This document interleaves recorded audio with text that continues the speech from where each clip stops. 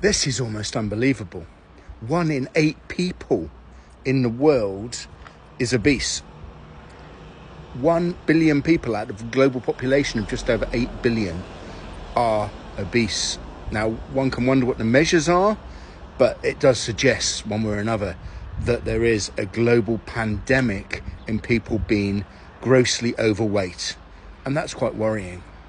And most of the people who are obese will be living in so-called developed countries, the economically richer countries of the world, where people have poor diets and do not take enough exercise.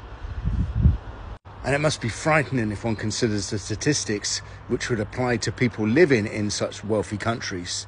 You're probably looking at about 20-25% of people in some nations being obese.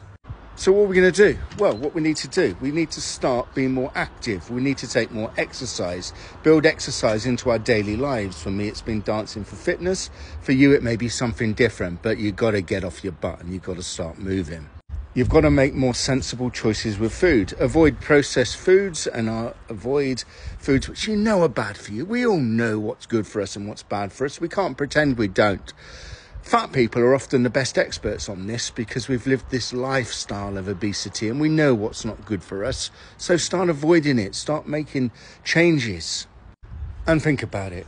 How many people do you see in retirement homes who are elderly, who are morbidly obese? Not many. And why is that? Because they don't make it to the latter stages of their lifespan, because their lifespans are shortened by the unhealthy lifestyles that they have lived. So if you want to live and see old age, then sort your life out. And I talk as someone who needs to do the same, and I'm trying to make some efforts to do so, and I've lost a considerable amount of weight. But I still fall into this category. I am still morbidly obese, and I have a lot of work to do. So join me, Bye Bye Fat Man, and let's change our lives together. Don't forget to follow.